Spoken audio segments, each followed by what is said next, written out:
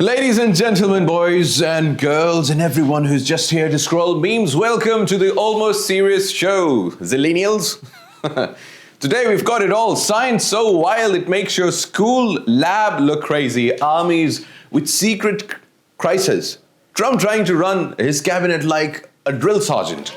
Multan cars attacking civilians and Pakistan flexing naval tech like it's nobody's business. So fasten your seatbelts because this ride is going from rocks to rockets, drama to drift disasters, and a little bit of law and order chaos along the way. And trust me, it's going to be almost serious. Mostly hilarious, honestly. So let's start. China just made paper out of rocks. What? Literally?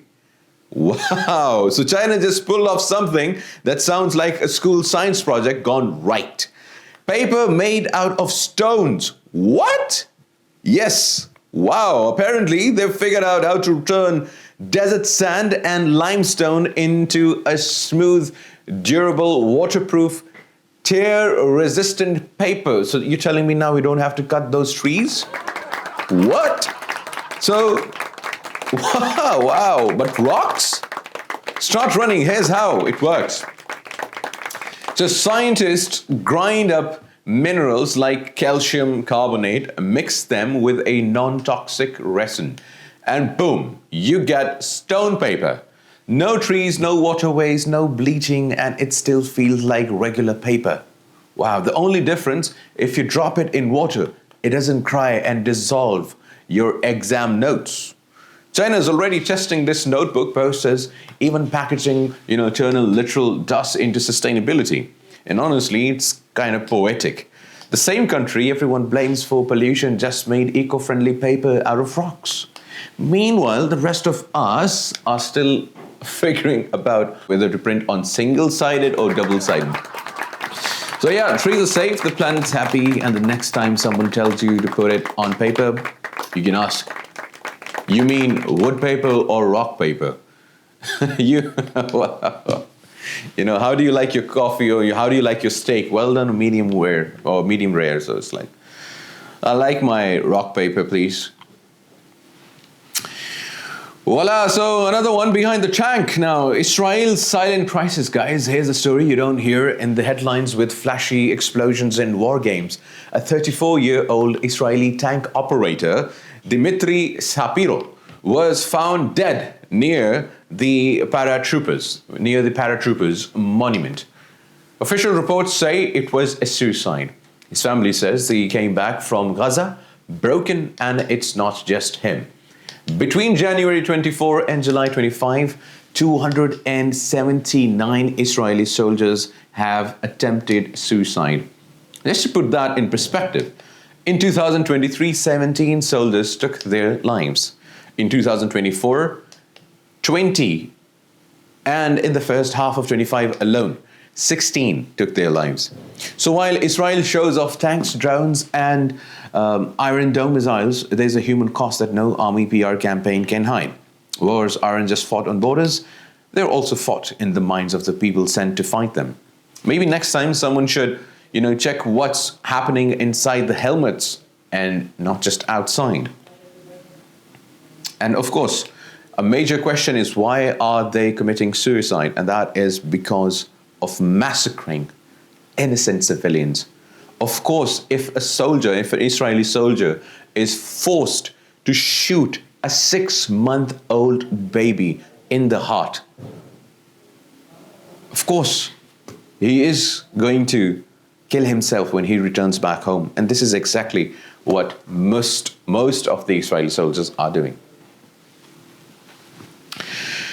So in other news, Trump wants a she-level cabinet. When I say she, it's not a female. That's like a Chinese president-level cabinet. So you've got to love Trump, the only man who can turn a political rally into stand-up special comedy night. So apparently he told the crowd, I want my cabinet to be like Xi Jinping's, sitting up straight, arms behind back, scared out of their minds. Just look at this video. During the meeting, we were there.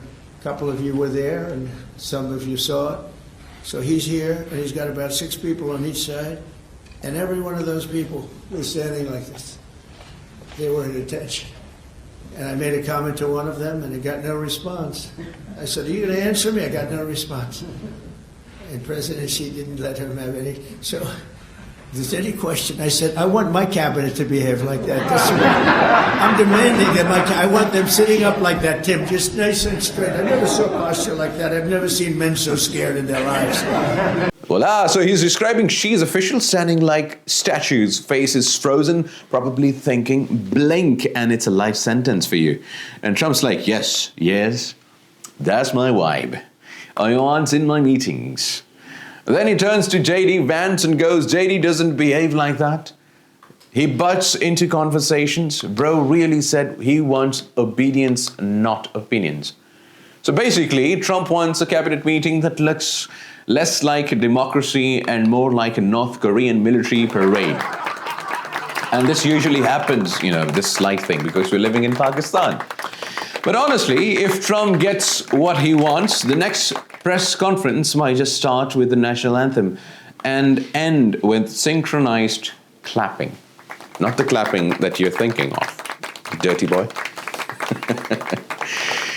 Well, Khanewal, let's turn to Khanewal in Pakistan when revenge goes legal.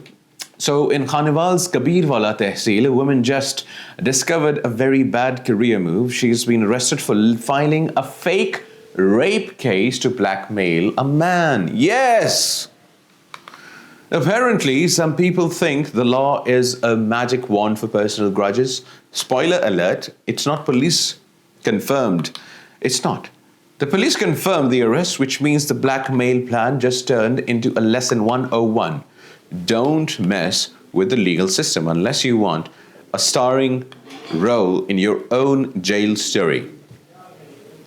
So lessons for everyone. Social media. Clapbacks are one thing. Filing fake criminal cases is one-way ticket to Regret City. And Multan drift disaster. Have you seen that video? Oh my God, when cars attack. So apparently Multan's DHA turned into a live action Fast and Furious scene. And the bystander didn't just get a stunt double. He drifted. A drifting accident at an auto show left a man with a broken leg. Here's how it went down. People came to buy cars, maybe to check out some engines, and instead got a flying wheel of chaos. The driver decided to show off. The staff tried to stop him, and the poor man just happened to be in the wrong place at the wrong time. Look at this. Video वेखो DHA Multan दी है भाई होरी थानेदार बन के खलोते होन ते वेखो की हाल होया इहदे नाल Drifting is cool until you realize show comes with a free orthopedic package. Next time, maybe Multan should just stick to car exhibitions where engines roar, but legs stay intact. The lesson learned is don't stand in the danger zone unless you want a souvenir cast with your name on it. Wow, unbelievable. Did you see the guy's leg break? Oh my God, that was so bad. That was so, ooh. Well, ladies and gentlemen, the sea belongs to those who build it. This week at Pakistan International Maritime Exhibitions and Conference 25, Pakistan Navy didn't just show up, it showed off. From cutting-edge anti-drone systems to remote weapon stations, radar tech and advanced naval platforms, everything screamed one thing. The future of defense is made in Pakistan. And guess what? The world noticed. Delegations from across the globe, including our brothers from Bangladesh Navy, visited the Pakistan Navy stall. Because when Pakistan sails forward, the region moves with it. And the crowd shocked. Even Bangladesh Navy pulled up like, bro, can we take notes, please? Meanwhile, Chief of the Naval Staff, Admiral Ashraf, strolled into the Iranian pavilion, the cool senior at a school science fair, calm, confident, and everyone wants to shake his hands. Pakistan Navy didn't just display defense tech, they displayed attitude. Because now we're not buying weapons, we're building them. No more please send us parts, it's please watch us build history. From the Arabian Sea to the Bay of Bengal, Pakistan's message is loud and clear. We don't just protect our waters, we electrify them. So to all the skeptics watching, Pakistan just turned Defense Expo into a national mic drop. When the future of defense comes with humor, horsepower, and a whole lot of Pakistani pride, ladies and gentlemen. So that's today's tour from China's turning rocks into paper. Trees, to tanks in Israel hiding the mental scars, Trump demanding a scared staff cabinet, fake legal dramas in Khanewal, Multan, drift disasters, and finally Pakistan's Navy showing the world how it's done at PIMEC. Hashtag PIMEC 2025 lesson. The world is chaotic. Humans are unpredictable.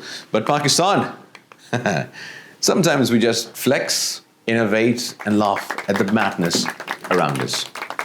I am Munib Hamid, and this was the Almost Serious Show, where the news is serious, but I am definitely not. See you tomorrow, guys. Have a good night.